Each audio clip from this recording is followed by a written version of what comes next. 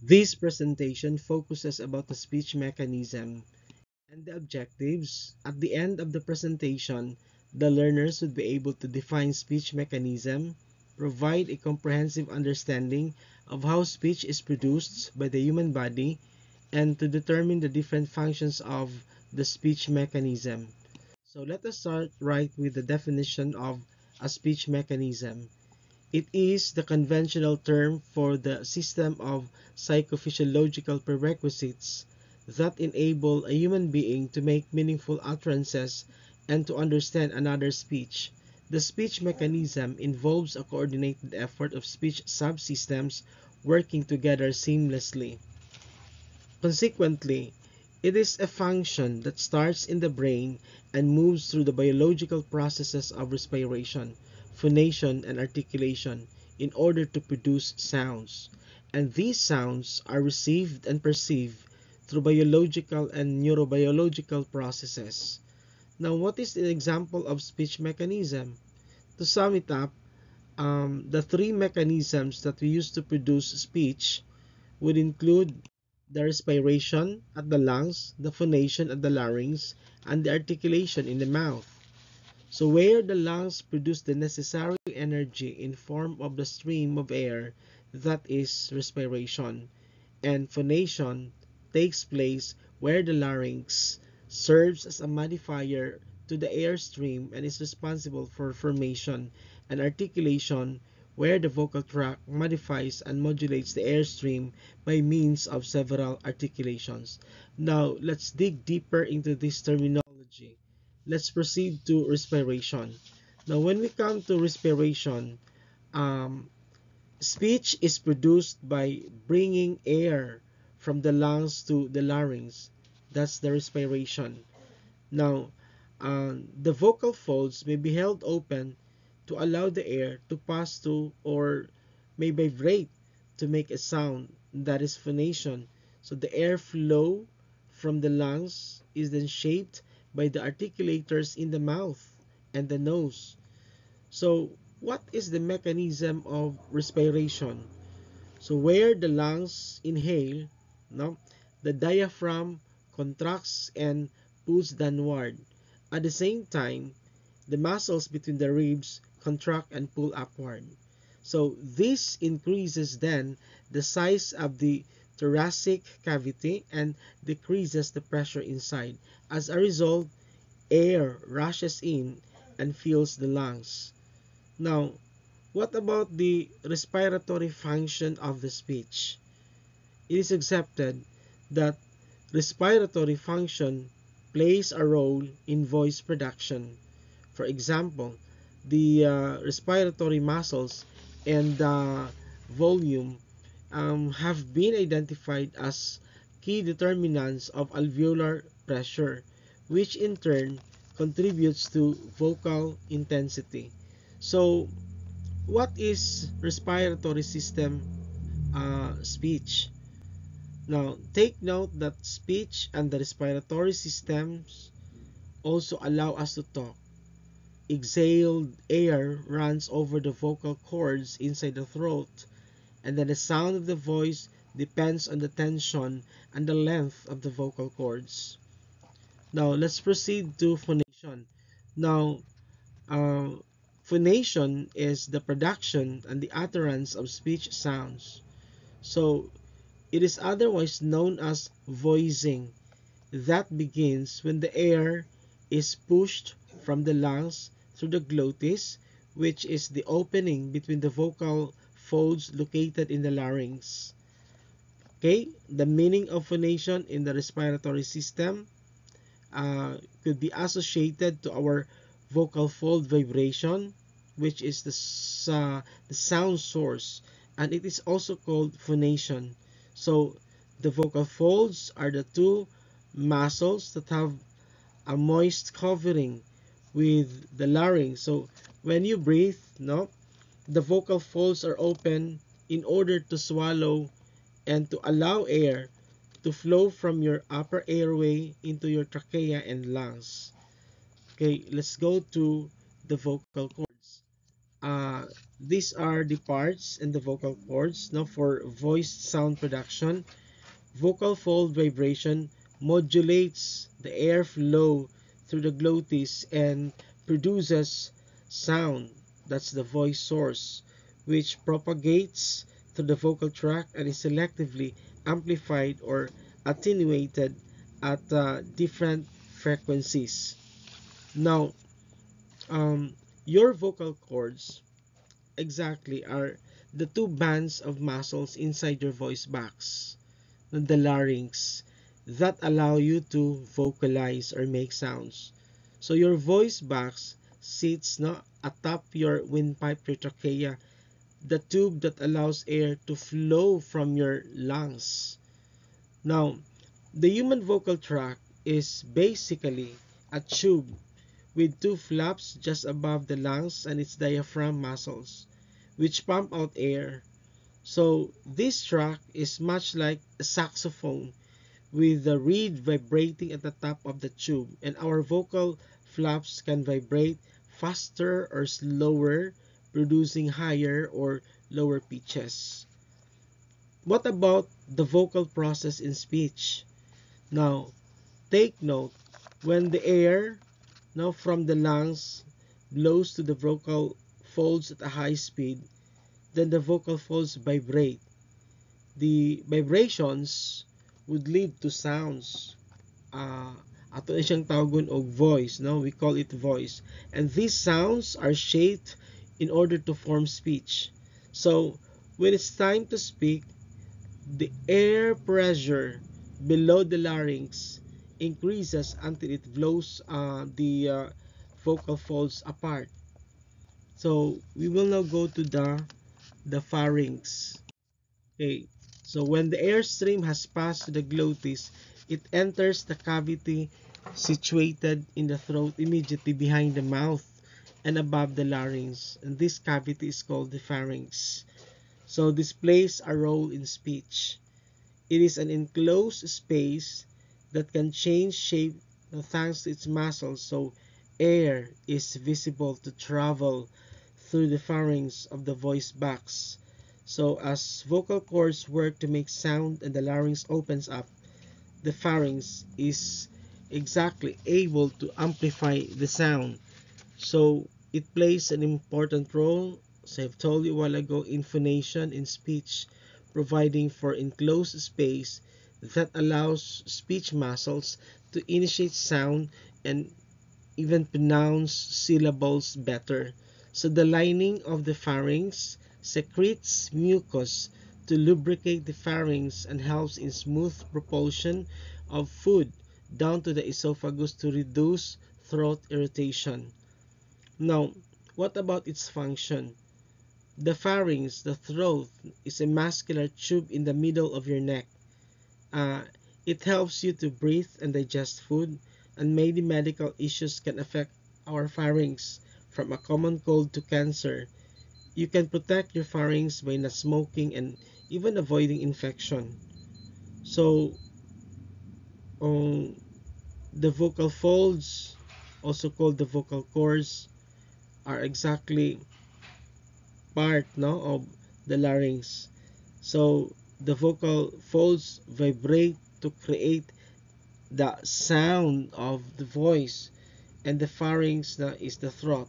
So it goes up from the larynx and then divides no into the uh, laryngopharynx just above the larynx, no, the oropharynx going into the mouth, and the nasopharynx going into the nose. So you have also to take note uh, what is the pharynx in the articulatory system. So we learn no, that the pharynx moves from food no, from the mouth to the esophagus. It also moves air from the nasal and oral cavities to the larynx, and it is also used in human speech. Now, as pharyngeal consonants are articulated here, and it acts as a resonating chamber during phonation. Let's go to articulation. So, according to Forel and Puskas, speech production mechanism is also used to distinguish sounds as to where in the oral cavity they are articulated.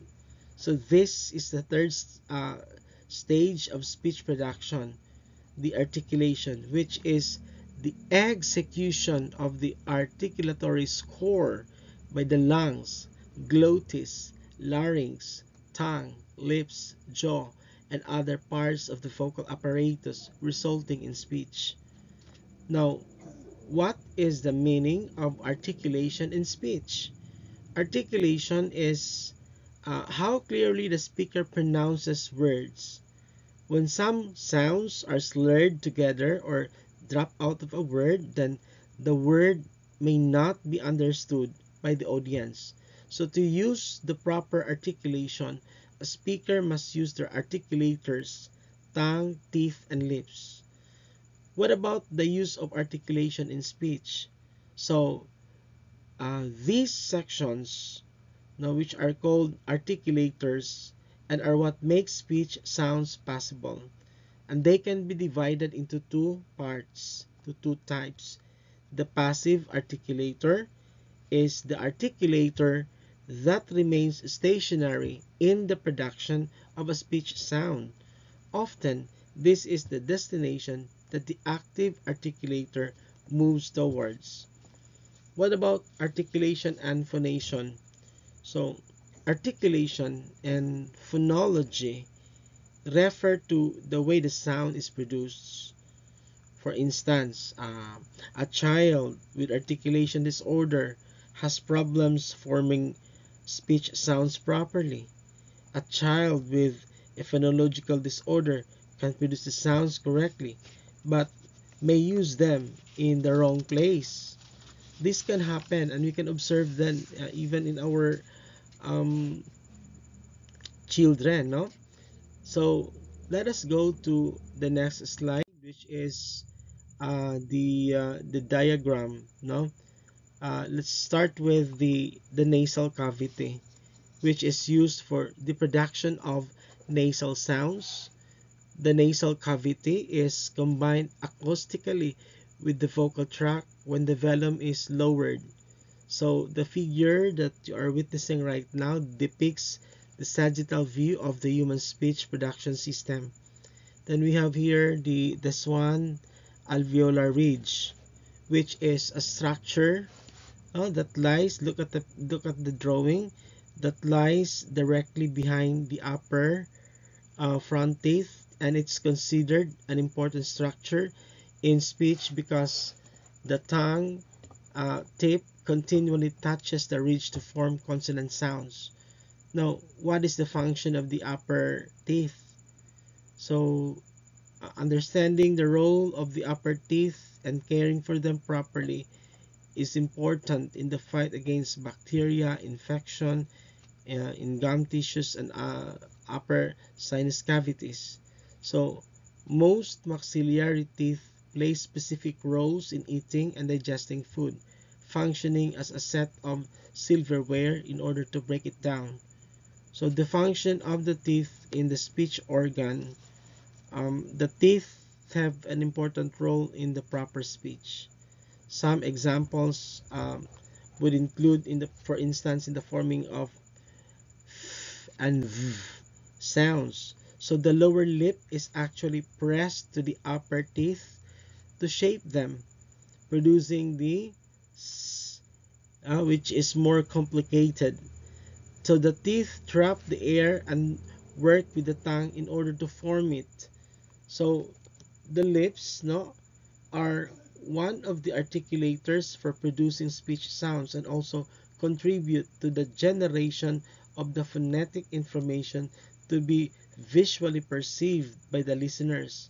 So for this reason, no, the lip gestures for speech exactly provides a useful research topic for investigating multimodal aspects of speech production and perception. Again, what is the main function or what are the main function of the lips? So the lips are an essential aspect of the human face and play a critical role, especially in the facial expression, phonation, sensation, mastication, physical attraction, and intimacy. So the upper and the lower lips, no, the upper and the lower lips are known as respectively labium superius oris and labium inferius oris. So take note of the terminologies, no? The function of the teeth in the speech organ. Um, as I have told you, highlighting in the formation of and sounds. So the lower lip is actually pressed again to the upper teeth and to shape them. Producing the sound is more complicated. The teeth trap the air and work with the tongue in order to form it. So in humans, the flexibility of the tongue is important for speaking to. Only when the tongue, the lips and teeth work together do sounds from the throat turn into understandable letters and words. So the tongue is extremely agile and uh, quick. So it can produce more than 90 words per minute using than 20 different movements.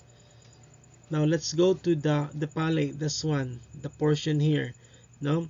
So the soft palate is the muscular part at the back of the roof of the mouth, and it sits behind the hard palate, which is the bony part, and the palates may play important roles in swallowing, in breathing, and speech. The soft palate, or known as the velum, performs two important roles in speech. The tongue body hits it in order to make it to make the sounds, no, mm. So it acts as the gatekeeper to the nasal cavity, and normally during speech the velum is in its raised position, blocking off airflow through the nose. Now, what about the function of the velum in speech? So during the speech, the velum also elevates and retracts to separate the oral cavity, the mouth, from the nasal cavity to produce the consonants. Um, and that remains open for the nasal sounds of the no? So then we have the ovula. Your ovula is also considered an organ of speech. So if you speak, no, say French, German, Hebrew, or Farsi, to name a few languages, you use your ovula in order to form certain sounds, though you may or you may not be thinking about it. And again, we have this function, no, of ovula in the speech production. For example, your soft palate, the back roof of your mouth, and the ovula move backward when you swallow. So again, this would prevent food and liquid from going up into your nose. And in many languages such as German and French, your ovula certainly will help you, for the uh, certain sounds, and it is also a part of your gag reflex. So how does the ovula help with speech? It is a function in speech as well. So in many languages, a range of consonant sounds known as the ovular consonants are articulated by creating a constriction of airflow between the ovula and the back of the tongue. Now, let's go to the epiglottis that functions as an articulator in the production of the pharyngeal consonants and the vowel A. It is also involved in whisper. So epiglottis is usually upright at rest, allowing air to pass into the larynx and the lungs. So when a person swallows, the epiglottis folds backward to cover the entrance of the larynx, so food and liquid do not enter, the windpipe and lungs. So after swallowing, the epiglottis returns to its original upright position. So what is the function of the epiglottis in phonation? Your epiglottis, remember, is a small, leaf-shaped sheet of elastic cartilage that protects your larynx your voice box, no, and helps you swallow. So your larynx is a hollow tube that helps move air from your nose and mouth to your lungs. So it is located at the upper opening of your trachea, your windpipe, which is the passageway to your lungs. Now, your glottis, no, is the center of your larynx, your voice box, and that's located between the supraglottis above and the subglottis below. So it's the region within your voice box that contains your vocal cords, no? Your glottis helps you to breathe, to speak, and to make sounds in general. Again, what is the function of glottis and epiglottis? Ang glottis, ma-open siya sa windpipe and is responsible for the production of sound, while the epiglottis is a cartilaginous flap on the top of the glottis that prevents the food from entering the larynx. So speech occurs when air flows from the lungs, uh, the windpipe, no, the trachea, and through the voice box, the larynx. So this causes then the vocal cords to vibrate, creating sound. So sound is shaped into words by the muscles controlling the soft palate, the tongue, and the lips. What about the trachea? The trachea and its functions. The trachea is often called the windpipe. So it is a key part of your respiratory system. When you breathe in, air travels from your nose or mouth through your larynx. So it then passes through your trachea to your bronchi. So the uh, esophageal speech, no, is produced by insufflation of air into the esophagus, essentially by swallowing air. So the air is then released in a controlled manner back through the esophagus, allowing the mucosa of the upper esophagus or the naopharynx to vibrate.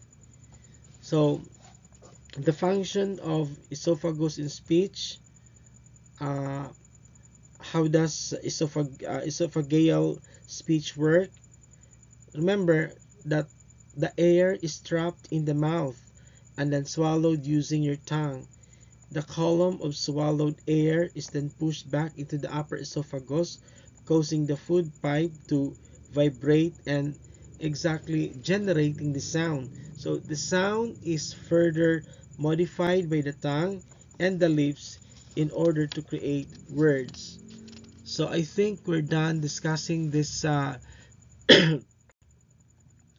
figure. So let us proceed now to the uh, terminologies, the articulators, the lips.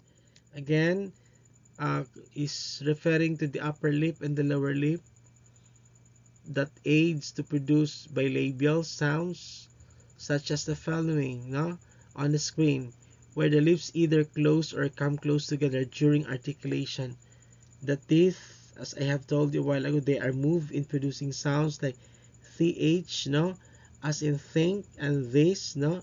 In these sounds, the top of the tongue is placed against the upper front teeth, creating a unique airflow pattern. And then the tongue is one of the most versatile articulators and plays a significant role in shaping speech sounds. Divided into four parts, the blade, tip, front, and back. So the tip of the tongue is involved in producing sounds like t, t. So we have these samples now. So I hope you will feel free to ask, sir, if you have your free time by messaging on our inbox. Um, okay, the front of the tongue helps to produce the palatal sound, no, and the blade of the tongue helps to produce t. According to Forel and Puskas, that the tongue position is described using two criteria: the height pertaining to how high is the tongue and the part of the tongue involved in the production of the sound. So we have fully discussed the hard and soft palate, this one, the glottis, including the alveolar ridge, and these are now the speech organs and then to the systems of respiratory, phonatory, and articulatory systems. So thank you for watching, guys, and uh, catch to our next episode for another topics in phonology will also be highlighted. Thank you and bye bye.